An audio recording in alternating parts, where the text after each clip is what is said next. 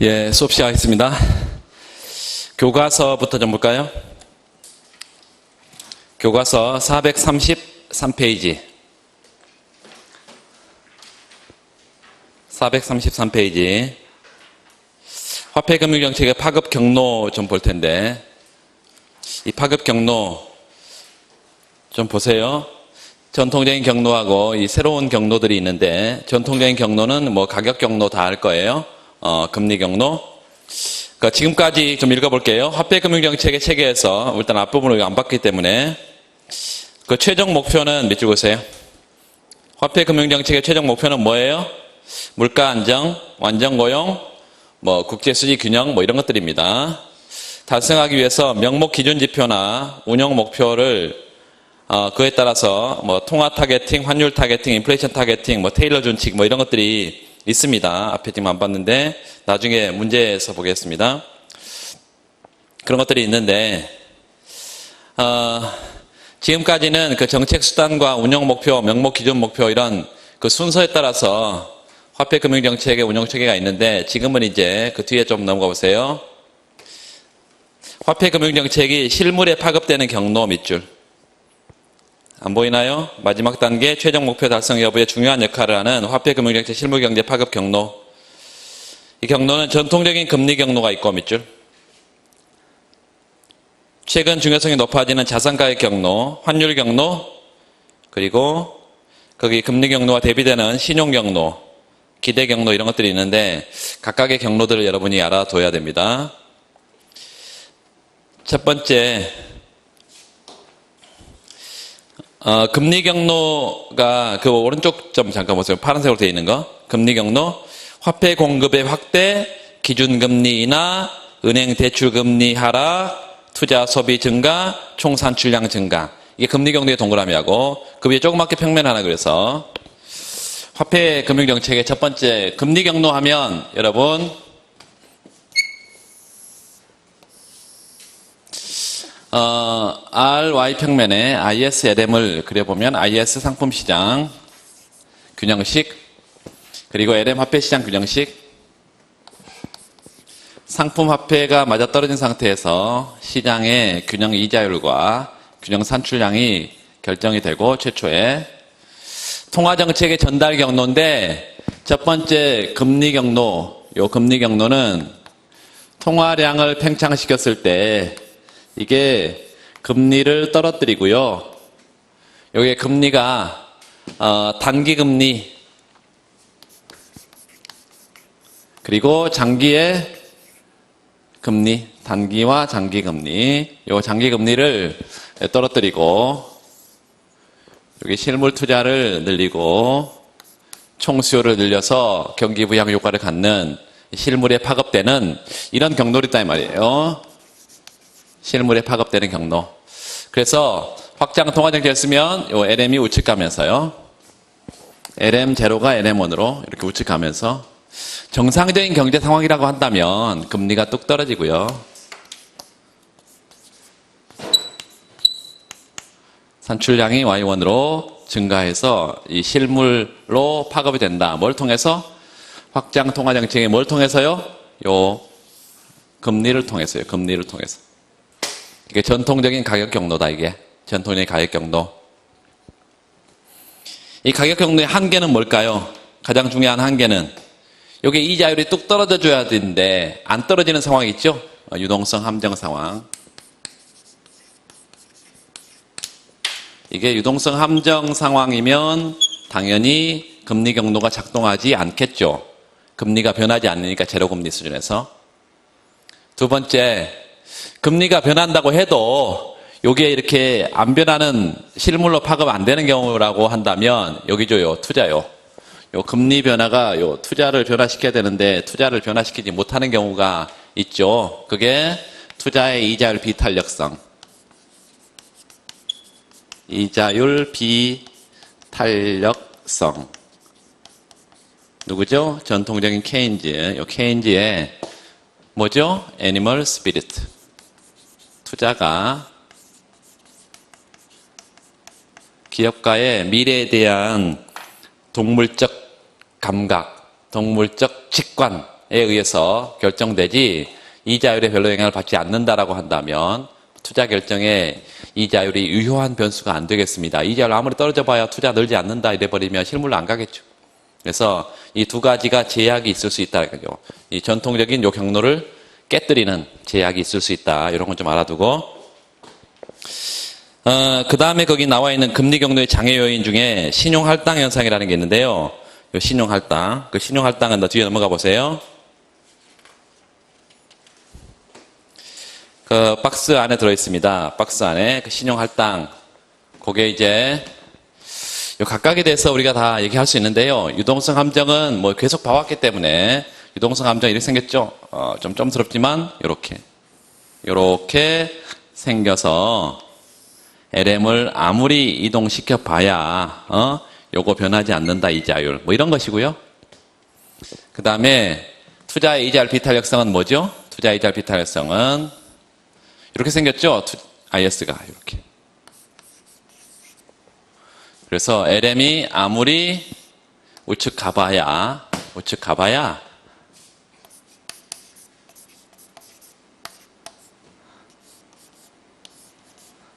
요 이자율이 아무리 떨어져 봐야 산출량 변화가 없죠.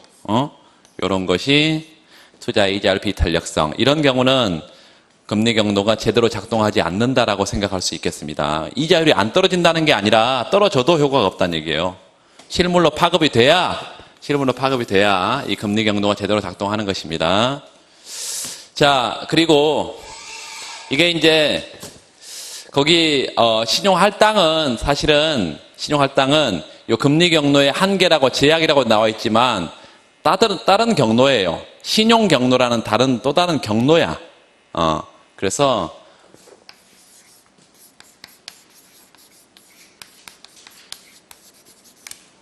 크레딧 채널이라는 신용 경로라는 또 다른 하나의 경로라고. 그래서 요거 지금 그래프를 한번 좀 여러분 중요하니까요. 보면 여기는 이자율과 대부자금의 거래량 평면에 뭐라고요? 요거 대부자금의 거래량. 이 평면에 대부자금의 수요 곡선을 이렇게 우하향하고요. 대부자금의 수요 곡선, 디맨드 커브. 대부자금의 공급 곡선은 우상향하는데 그냥 일반적으로 이렇게 우상향한다고 나중에 조금 더 복잡한 형태로 좀 봐보겠습니다. 수요 공급 곡선이 이렇게 생겼다. 그러면 균형 이자는 이렇게 생겼을 텐데 여기서 결정될 거 아니에요? 균형 이자율이 R0. 그런데 대부자금의 공급자의 요 파이는 뭐냐면 대부자금의 공급자, 다시 말하면 은행의 이윤이라고 우리가 수평축을 표시를 해보면 은행의 이윤은 요 대부자금의 수요 공급이 맞아떨어진 상태에서 이자율 수준에서 가장 커지는 게 아니다. 다시 말하면 요렇게 높은 수준에서는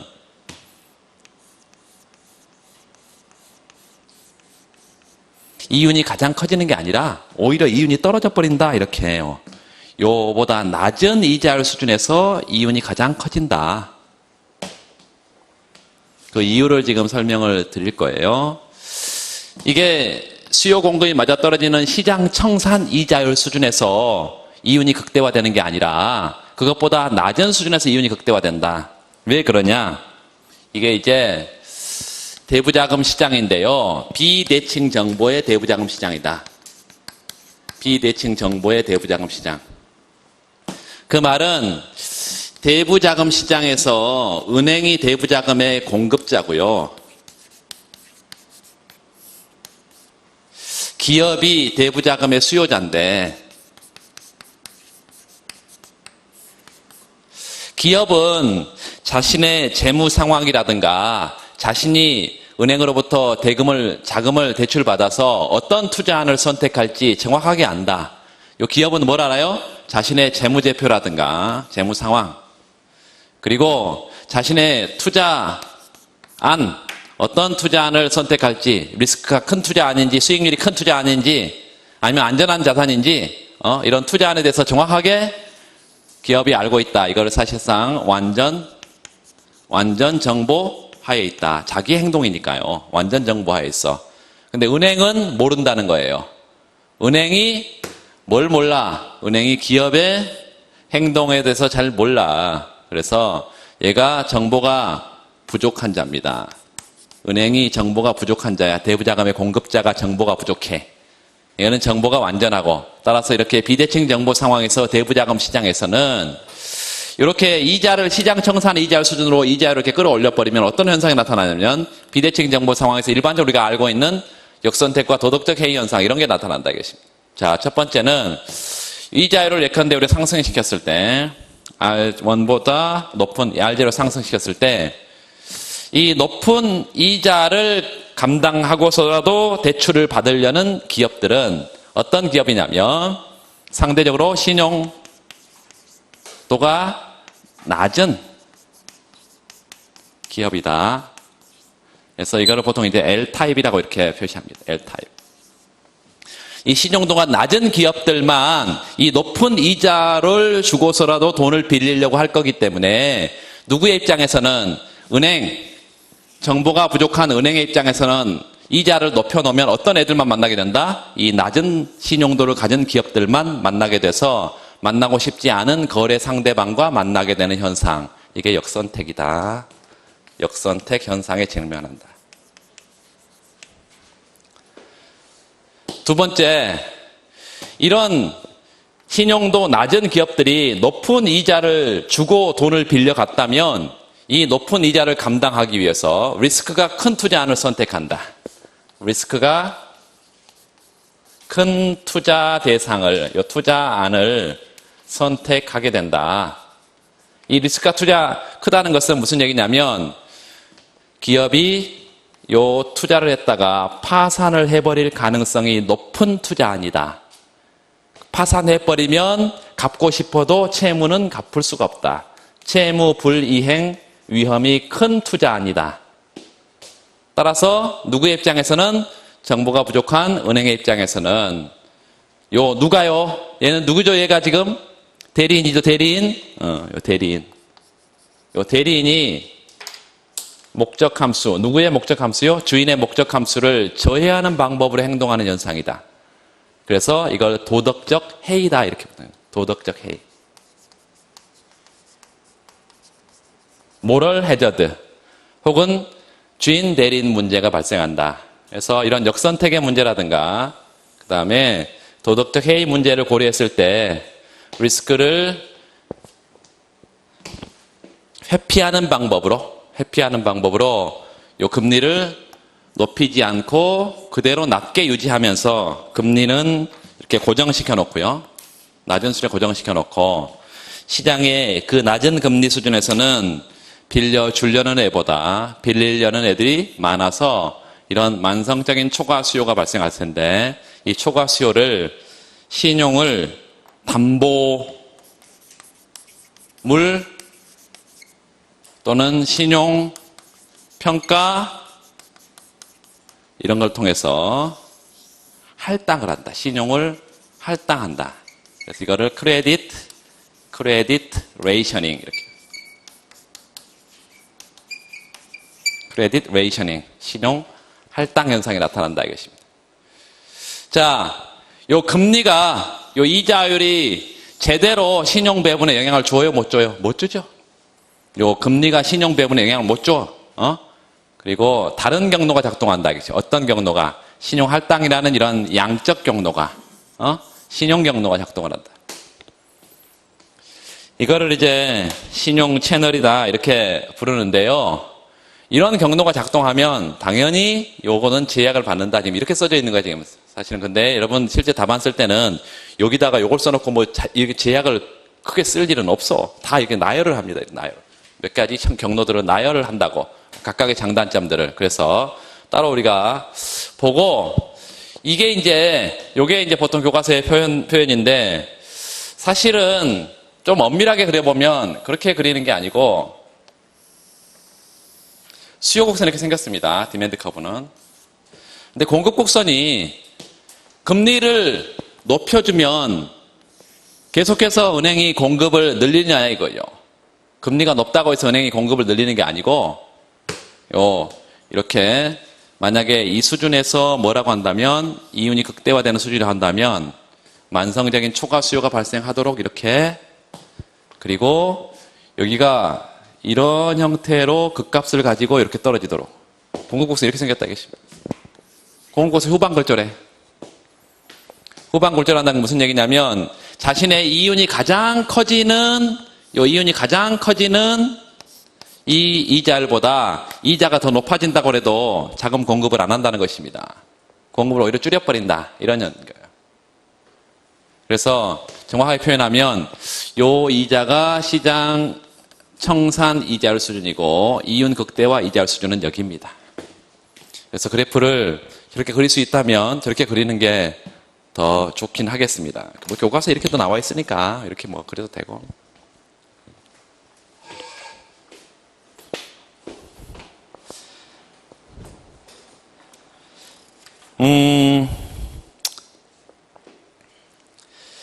그래서 그 433페이지 제일 밑에 단락에 그러나 금리 경로에 장애 요인이 있다 돼 있죠? 특히 은행 대출의 경우에 정보의 비대칭성 속에서 밑줄. 정보의 비대칭성. 이거 영어 단어 좀 기억하시면 좋겠습니다. 영어를 잘한다고 쓰는 게 아니라 한글로 쭉 써져 있는 것의 일부를 중요한 키워드를 영어로 써주면 눈에 띄니까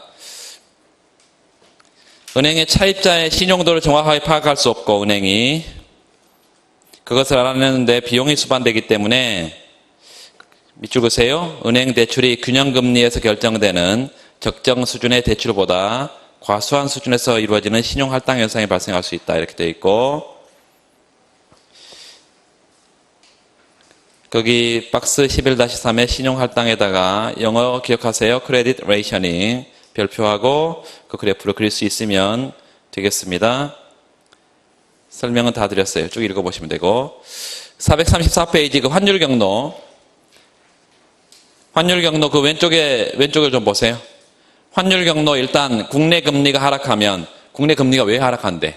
통화량이 증가하면 확장 통화 정책을 쓰면 국내 금리가 떨어질 거 아니에요? 그래서 그 금리가 하락하면 원화 표시 예금의 수익률이 하락하면서 달러 표시 예금을 매입하고 한번 읽어보세요. 원화 가치가 하락하면서 환율이 상승한다. 환율 상승에 일단 동그라미하고 제일 위에 국내 금리 하락에다 동그라미, 환율 상승 동그라미. 그 다음에 환율이 상승하면 그 밑에 수출 증가, 수입 감소로 경상수지가 개선된다. 경상수지의 동그라미, 경상수지 개선. 거기까지 여러분 알고 뭐 추가적으로 그 나머지는 이제 물가에 미치는 영향들인데 기본적으로 거기 환율 경로는 환율 변화가 실물에 파급되는 그 경로들인데요. 오른쪽에 좀 보시면 환율 경로는 국내 금리 변화가 환율에 변화시키는 경로인데 확장적 화폐 금융 정책에 밑줄 긋고 국내 금리 떨어지면 밑줄 긋고 그 다음부터는 그 위에다가 식을 하나 써놓겠습니다. 세 번째 환율 경로.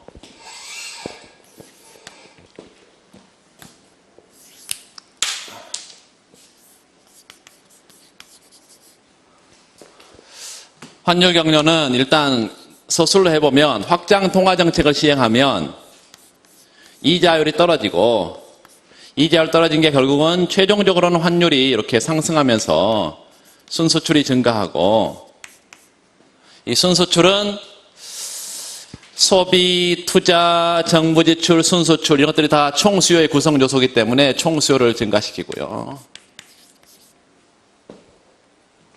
그리고 결과적으로 소득을 증가시키는 실물에 이렇게 파급이 됩니다. 이렇게 환율 경로는 조금 이 부분을 강조하는 거예요. 이 환율 변화가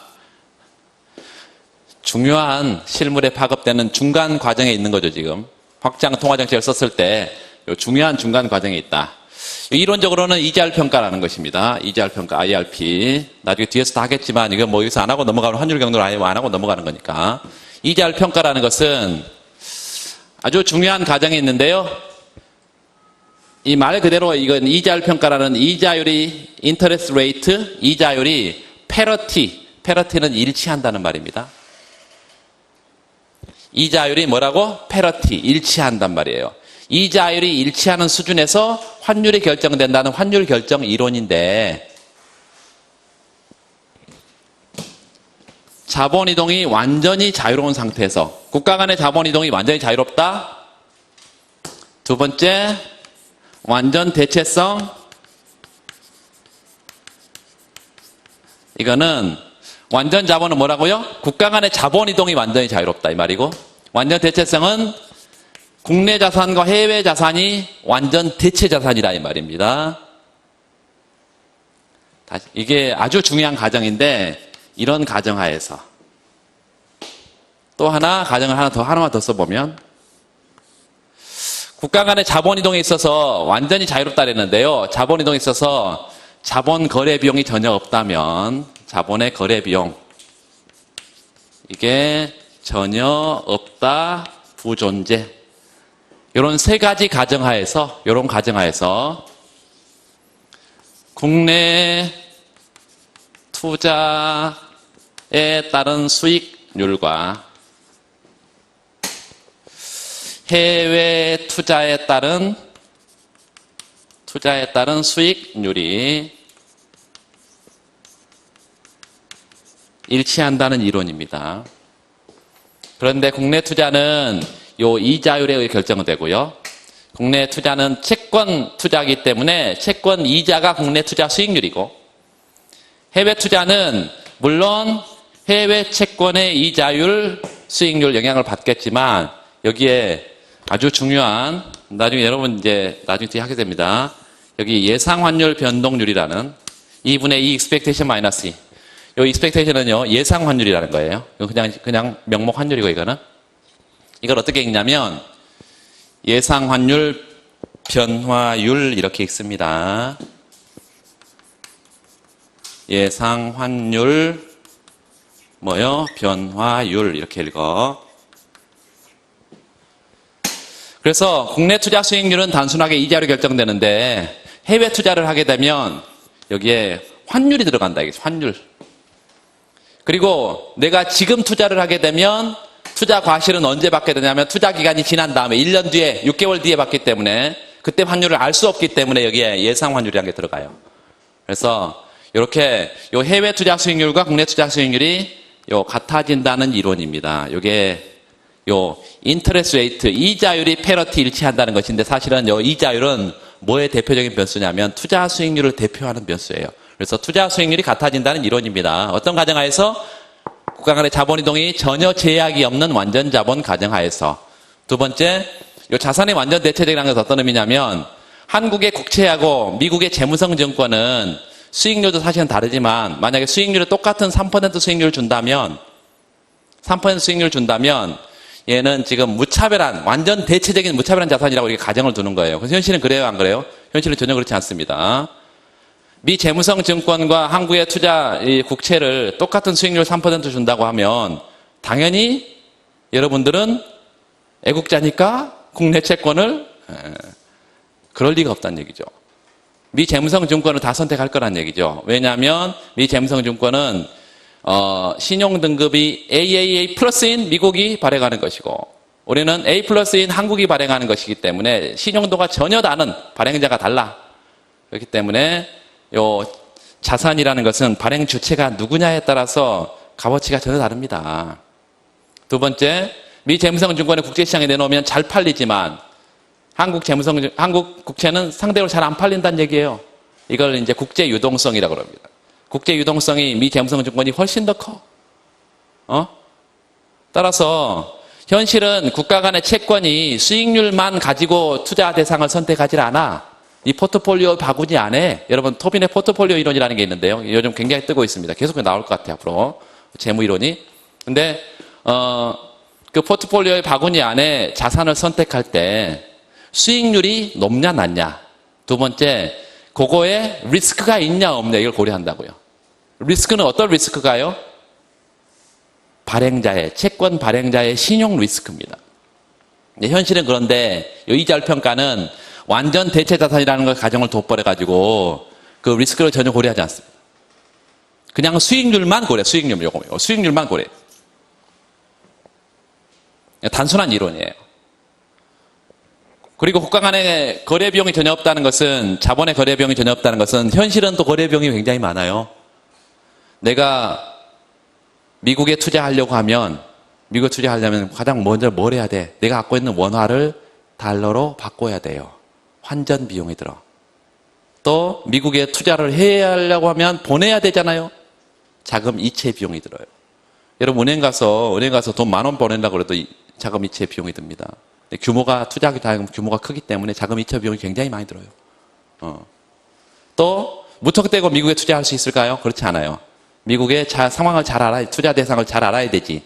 이 정보 취득 비용이 굉장합니다. 그래서 현실은 굉장히 많은 거래 비용이 존재하는데 거래 비용이 전혀 없다라는 이런 아주 엄격한 가정을 두고 수익률이 같아진다는 이론이야. 그래서 이런 이론에 기초했을 때 확장 통화 정책을 쓰게 되면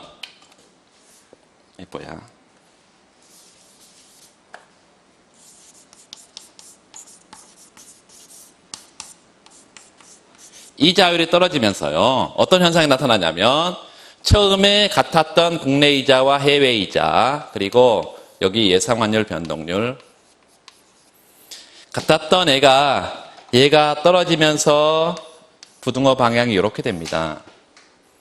그러면 상대적으로 요 해외 투자 수익률이 상대적으로 높아지죠.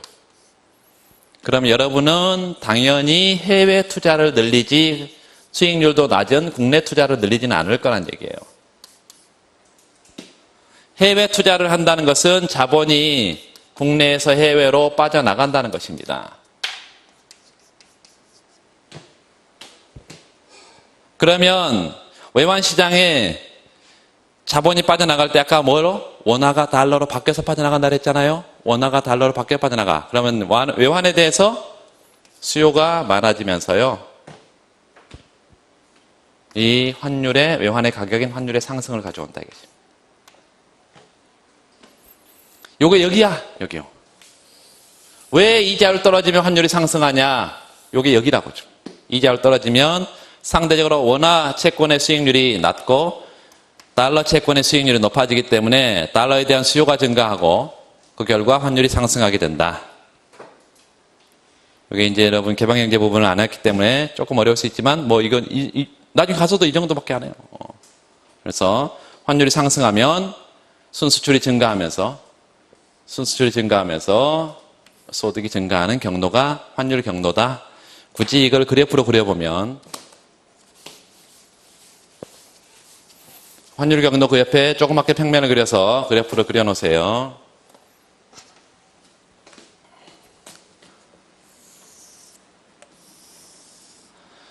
여기가 ER 평면입니다.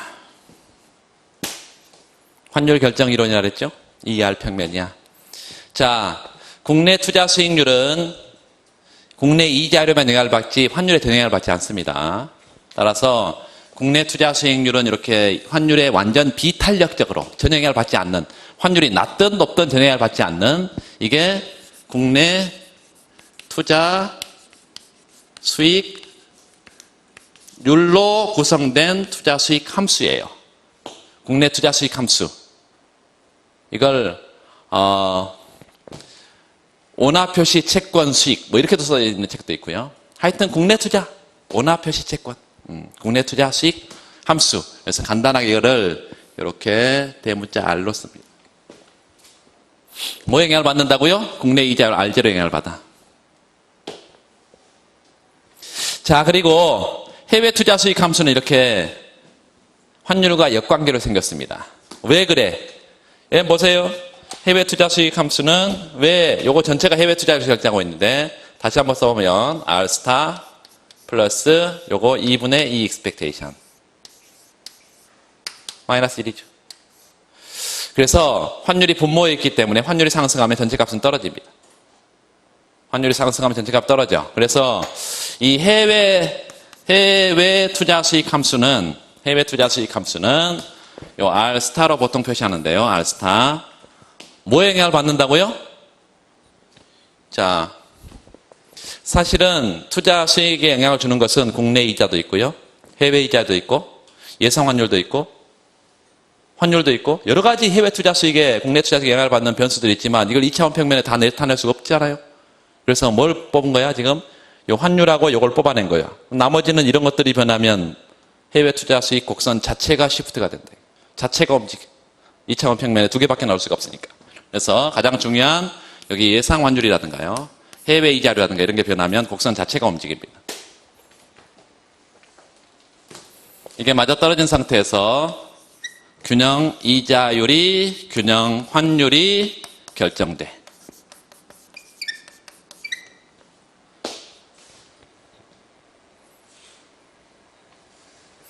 자, 아주 쉬워요. 이제 확장 통화 정책을 시행해서 국내 이자가 떨어졌다. 그러면 요 이자율 R0가 이렇게 떨어집니다.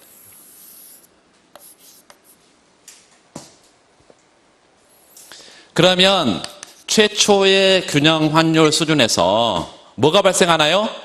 요 수준에서 해외 투자 수익은 여기인데 국내 투자 수익은 여기밖에 안 되잖아. 그래서 요 해외 투자 수익이 상대적으로 높아지고요.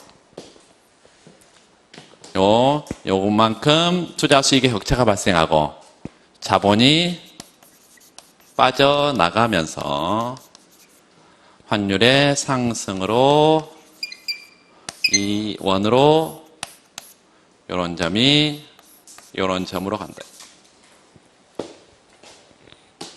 그래서 환율 상승만 여러분 표시를 해주면 되겠어요. 환율 상승. 환율 결정 이론이니까. 이게 환율 경로에서 이자를 평가라는 것입니다.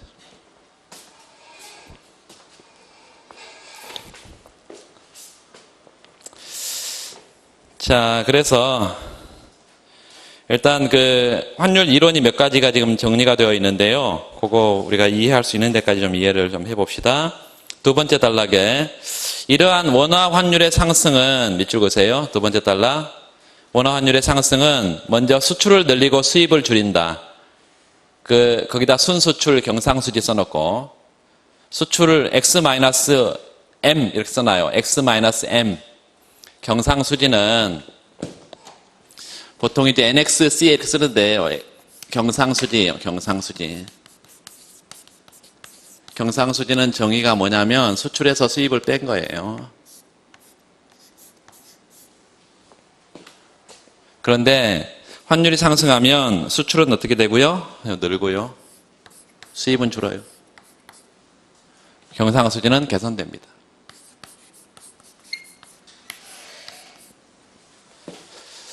자, 수출이 늘고 수입이 줄는 이유는 이제 환율 이론을 들어가야 되는데 그렇게 알아두세요. 환율이 상승하면 자국통화 가치가 싸집니다. 자국통화 가치가 싸죠. 그러면 물건을 국제시장에 내놨을 때 싼 가격으로 수출이 된다 이거예요. 싼 가격으로. 그러면 수출이 많이 되겠죠? 외국 제품 상대적으로 어때? 비싸죠. 그러니까 수입을 안 하겠죠? 그래서 이 환율 상승을 자국통화 표시 가격의 하락이다 이렇게만 해두면 쉽게 이해할 수 있겠고, 둘째 환율 상승은 수입품 가격을 높여서 곧바로 국내 물가를 상승시킨다. 자, 이것도 이제 왜 그러냐? 직관적으로 보면 수입제 가격이 비싸진다 그랬죠? 비싸지기 때문에 수입 인플레이션을 겪는데 거기도 이렇게 좀 적어두세요. 최종적인 국내 물가는요, P. 최종적인 국내 물가는 개방경제에서는 요 국산품 P요, D는요, 더메스틱 마켓이에요. 더메스틱 마켓. 국내 시장의 상품 가격뿐만 아니라 어디에 영향을 받냐면 요 P스타, 여기 지금 P스타, 그러니까 외국 물가를 그냥 스타 표시로 할게요. F로 쓰기도 하거든요. 여기다가 환율을 감안해서 국내 물가가 정해져. 그러니까 외국 상품에 예를 들어서 우리나라에서 2천만 원짜리의 소나타는 환율이 1대 1000이면 미국에서는 얼마일까요? 2천만 원 1대 1000이니까 2만 불. 미국의 2만 불짜리는 환율을 곱해서 2천만 원으로 우리나라로 들어온다는 얘기예요? 그렇죠. 그래서 이게 외국 상품을 자국 통화 표시로 한 거야. 그렇죠? 중요한 것은 이거야. 최종적인 국내 상품은 국산품 가격의 일정한 비율로, 그리고 외국 상품의 일정한 비율로 가중평균을 해서 최종적인 물가가 정해집니다. 예를 들어서 이거 뭐 50%, 이거 50%, 혹은 이게 90%, 이게 10%, 뭐 이런 식으로, 가중평균한다. 그리고 밑에 써놔요. 국산품 가격과 외국 수입 상품의 가중평균치에 의해서 최종적인 국내 물가가 정해진다. 개방경제에서는.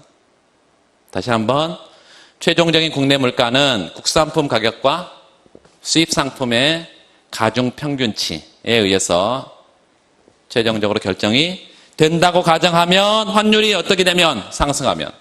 환율 상승하면 어떻게 돼요? 최종적인 국내 물가의 상승을 가져오죠. 그러니까 환율이 상승하면 무조건 국내 물가는 상승한다고 생각하면 되겠습니다. 이거를 수입 인플레이션이라고 이렇게 부릅니다. 수입 인플레이션. 셋째, 환율 변동은 기업이나 금융기관들의 외화 자산과 부채를 변화시켜서 밑줄 외화 표시 자산과 부채 이거를 변화시켜서 재무구조에 중요한 영향을 미친다. 해외에 거래가 있는 애들의 하나겠죠. 뭐 내수 기업들은 별 상관이 없겠지만 지금 뭐 내수만 담당하는 그런 기업들이 거의 없죠. 환율이 급등하면 밑줄 보세요. 해외 부채가 많은 기업은 당연히 상환 부담이 훨씬 더 커져서 수익성이 약화됩니다. 우리나라에서 97년 외환위기 직후 환율이 거의 2배 가까이 오르면서 해외 채무를 갖고 있던 기업들이 도산위기에 처하기도 했다. 쉽게 이해할 수 있는 것이고. 그 다음에 435페이지 자산가격 경로를 좀 보시면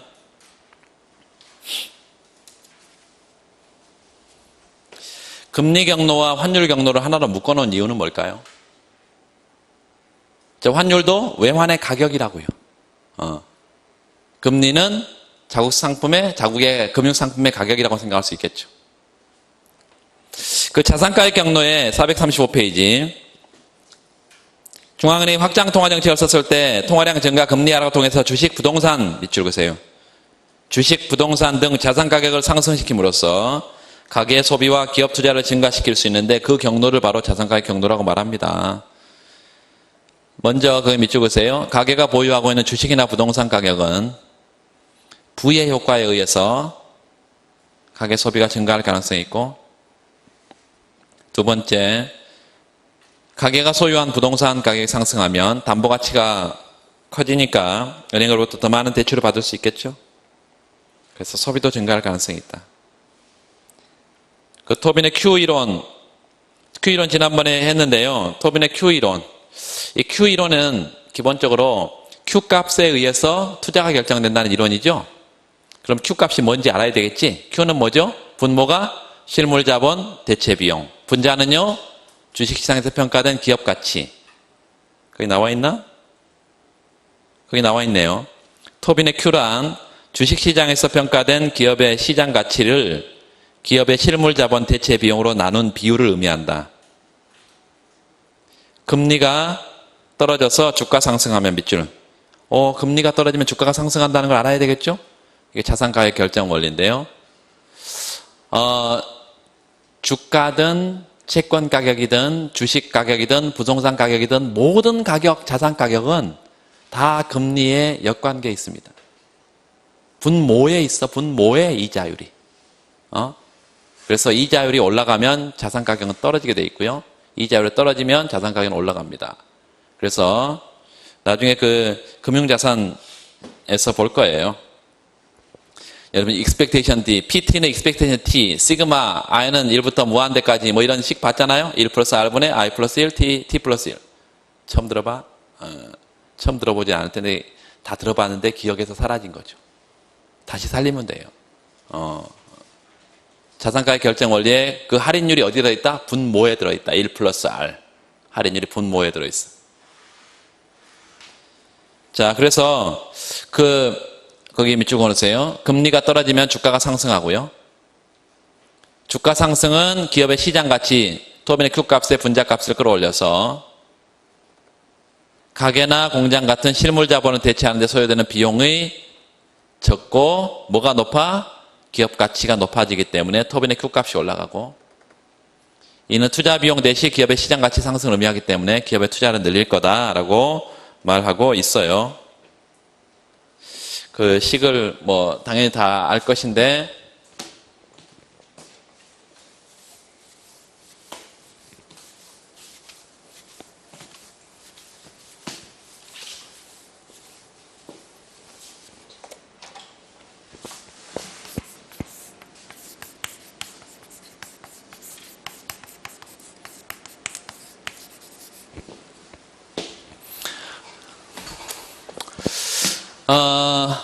자산 가격 경로는 소비에 미치는 영향, 투자에 미치는 영향 이 두 가지를 보는 것인데요. 소비는 자산 가격이 소비 함수에 가처분 소득뿐만 아니라 P분의 A라는 실질 자산이라는 것을 도입하면 된다. 투자는 다른 거 아닌 토빈의 Q를 도입하면 된다.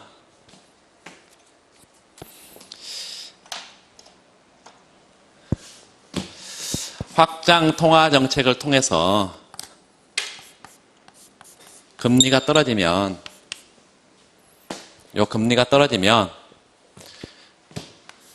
자산 가격 PB 본드의 가격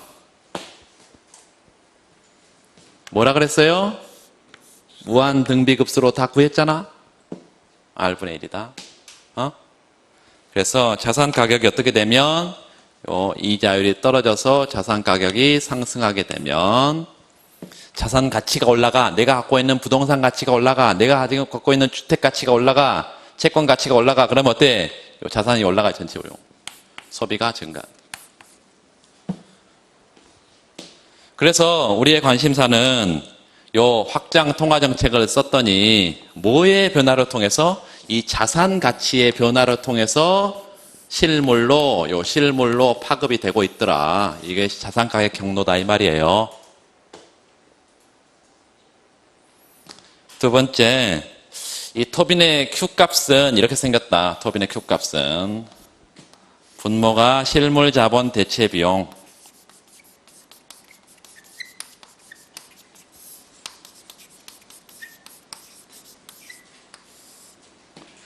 분자는 주식시장에서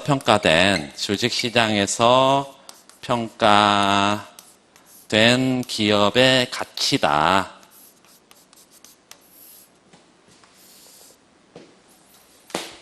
뭘로 이게 평가가 되냐 그러면 주식시장에서 기업 가치는 시가총액으로 평가가 된다. 시가총액은 주가에다가 발행 주식 수를 곱하면 시가총액이 된다.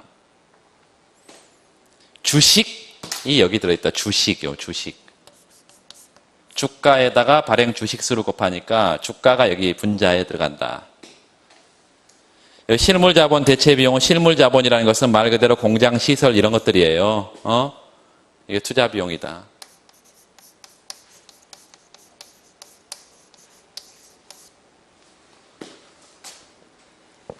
똑같이 확장 통화 정책을 통해서 금리가 떨어지면 이게 무슨 가격이요? 주식 가격. 주가의 상승을 가져오고요. 이게 지금 방금 위에서 했잖아, 그대로. 채권 가격 얘기했는데 주가도 상승해. 이 주가는 주식 가격 결정 시기라는 것을 봐야 돼요. 굳이 나중에 뒤에서 다 보겠지만 이렇게 생겼어. 모든 T기의 자산 가격은 조건부 기대치입니다. 이건 expectation이에요. 조건부 기대치인데 시그마 i는 1부터 무한대까지 1 플러스 r분의 i 플러스 1 t 플러스 i 플러스 1 이렇게 생겼습니다. 이게 자산 가격 결정식인데 부동산 가격이든 주식 가격이든 채권 가격이든 전부 다 이렇게 생겼어. 그래서 그 분자에 여기요. t 플러스 i 플러스 1 요게 만약 얘가 자산이 채권이라면 이 분자가 미래 채권을 갖고 있을 때 채권 수익 흐름에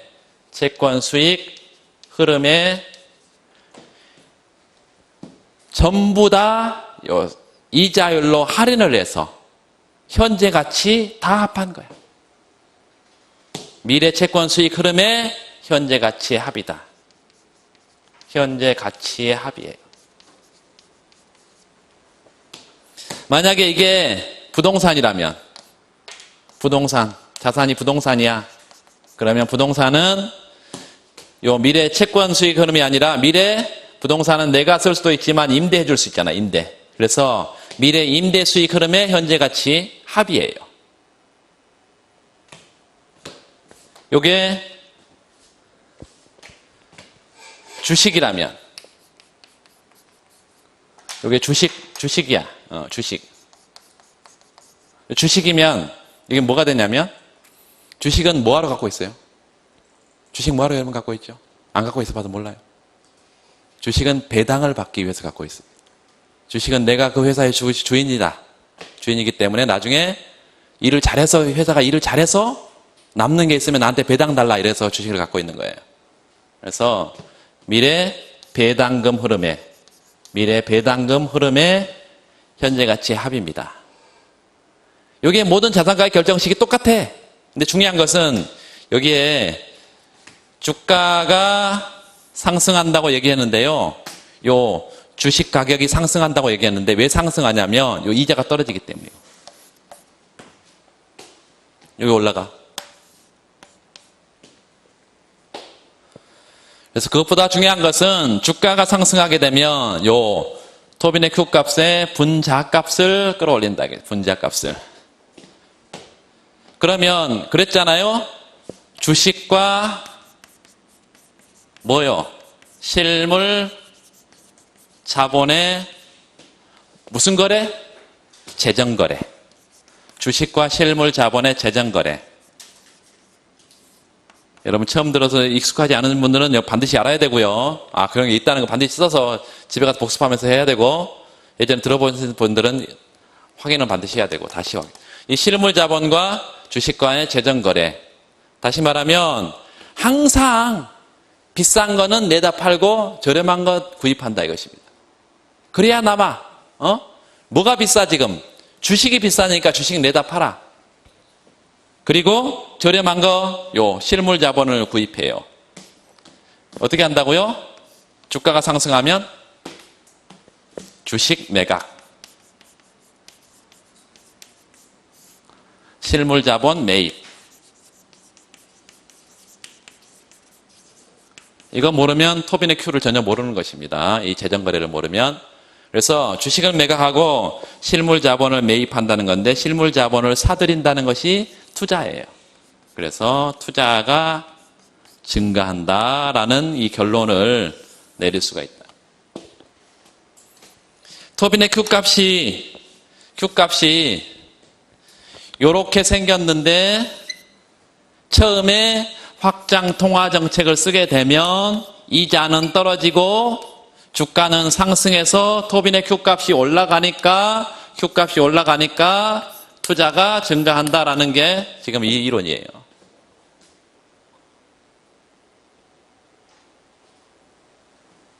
되시죠? 토빈의 Q 이론에 가서 다 나오는 내용들이고요. 이런 것들을 알면 사실은 이제 여기도 쓰고 저기도 나오고 뭐 계속 그러는 거예요. 이렇게. 그 뒤에 실제로 토빈의 Q가 예측하는 것처럼 주가에 투자가 민감하게 반응하냐, 반응하지 않았냐, 이런 건 얘기가 나오는데 그건 이게 별 관심이 없는 얘기야. 읽어보세요, 뒤에는. 읽어보시고. 그 신용경로와 기대경로라는 게 있는데요. 신용경로는 앞에서 얘기했고, 437페이지 좀 보시면 끝으로 기대 경로는 화폐 금융 정책의 정책 기조의 변화가 밑줄, 가계나 기업의 향후 경기 전망이나 인플레 기대에 영향을 미침으로써 말기대 기대 expectation 이 말이에요. expectation 영향을 미침으로써 가계 소비와 기업 투자에 영향을 미치는 것을 말하는데 예를 들어서 확장 통화 정책 밑줄, 금리 하락 밑줄. 그러면 여러분 확장 통화 정책 쓰면 금리가 떨어지면서 소비 투자가 증가할 거라고 누구나 예측하겠죠. 응? 정상적인 경제 상황이라면. 그래서 경기가 호전될 거라고 기대할 거고 총수요가 늘 거니까 인플레가 상승할 거라고 이런 기대를 하게 될 것이다. 따라서 가계 소비와 기업 투자가 증가한다면 이건 기대 경로다. 민간의 기대 경로 이렇게 말할 수 있겠습니다.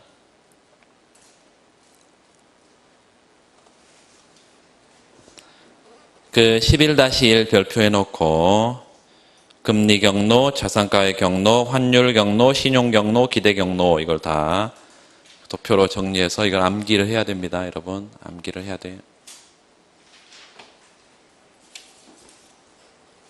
그렇게 하시면 되겠고요.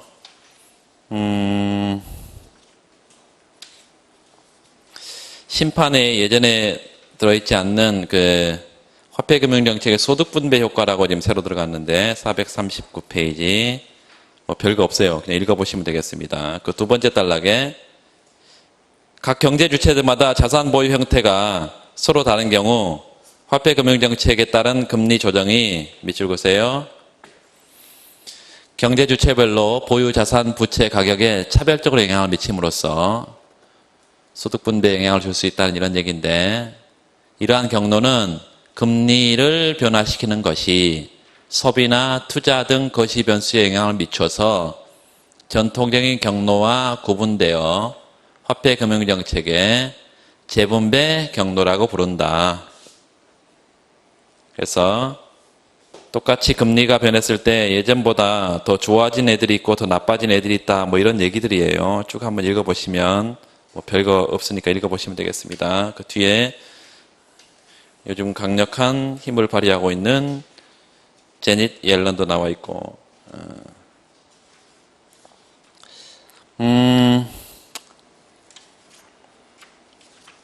그 정도로 하시고 그 다음에